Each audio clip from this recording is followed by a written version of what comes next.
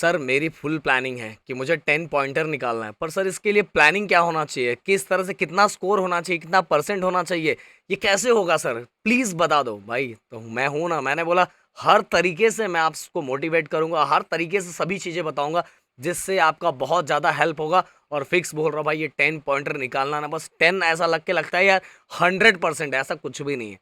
10 pointer कितना क्या होता है, सभी चीज़ें मैं इसके अंदर डिस्कस करने वाला हूं, जो चीज़ें आपको बताऊंगा जिसमें आपको बहुत मजा आ जाएगा। बस अगर आप उतना परसेंट स्कोर कर लोगे ना, तो आराम से आपका 10 पॉइंटर आ जाएगा, 10 पॉइंटर आराम से आ जाएगा। सो गाइस चलो, अब ये सभी यूनिवर्सिटी के बच्चों के लिए, सभी क्लास के बच्चों के लिए, मतलब हर जो सेक्शन है उन सभी के लिए है। फर्स्ट ईयर हो, सेकंड ईयर हो, थर्ड ईयर हो, फोर्थ ईयर, आपका विजन इसी वाइज होना चाहिए।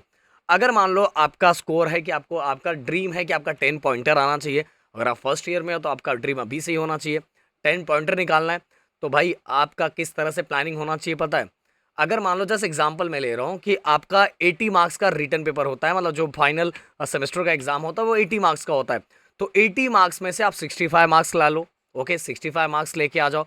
और इसके बाद जो आपका यूटी हो रहा है, यूटी हो रहा है, कहीं एक हो रहा है, कहीं दो हो रहा है, दो यूटी हो रहा है, दोनों यूटी में आपको फुल मार्क्स स्कोर करने हैं। ओके, अब अगर बोलोगे सर फुल मार्क्स स्कोर नहीं हुआ तो अगर यहाँ फुल मार्क्स स्कोर नहीं हुआ, एक दो मार्क्स कम ज़्यादा हुआ, अगर बहुत ज़्यादा कम करोगे तो गड़बड़ होगा, क्योंकि आपको मैंने बताया कि यूटी के भी मार्क्स हमारे फाइनल जो रिजल्ट बनता है उसमें ऐड होता है।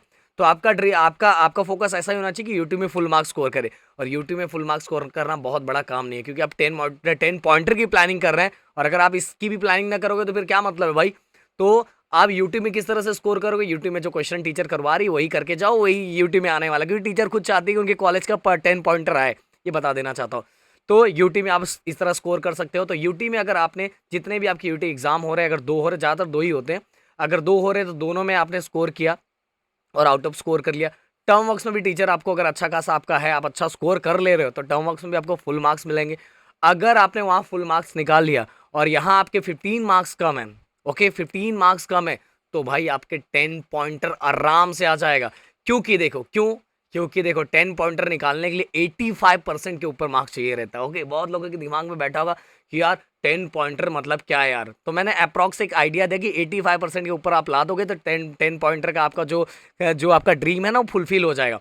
अब अगर बोलोगे सर क्या सब में निकालना पड़ेगा? नहीं यार, कोई आपका पेपर है जिसके अंदर आपने 15 मार्क्स निकाले हैं, किसी में ऐसा है कि किसी में ऐसा हो सकता है कि आपका 20 मार्क्स कम हो चुके हैं। सर ने हमें टारगेट दिया था कि 80 में से आपका 65 आना चाहिए, पर 80 में से मेरा 60 ही आया, तो भाई बाकी पेपर तो है ना, बाकी पेपर है कि नहीं, बाकी पेपर में वो मार्क्स बढ़ा दो ना, किसी में 70 ला दो, 70 ला दोगे तो इसका 5 मार्क्स उसमें ऐड हो जाएगा, तो 65 हो गया ना। तो एक एवरेज बना के एक प्लानिंग के साथ चलोगे ना, फुल प्लानिंग के साथ चलोगे ना यार। अगर मान लो किसी पेपर में ऐसा है जिसमें 75 मिला है, 75 मिला, तो इसका आपका आपका कितना, आपको मैंने 65 का टारगेट दिया था ना, 65 का टारगेट दिया, तो 10% आपका एक्स्ट्रा हो रहा है कि नहीं हो रहा है? 10% एक्स्ट्रा हो रहा है, तो 10% जिसमें कम पड़ रहा है उसमें ऐड हो जाएगा।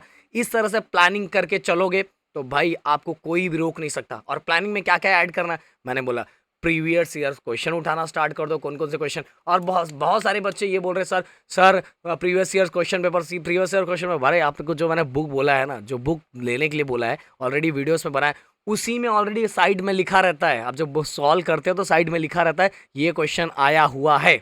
और आप किसी भी यूनिवर्सिटी के बच्चे हो, किसी भी यूनिवर्सिटी के बच्चे हो यार, कहीं से भी पढ़े रहो, आपका जो टॉपिक होता है वो सेम ही होता है, बस नंबर चेंज होता है, ये समझ लो, नंबर चेंज होता है।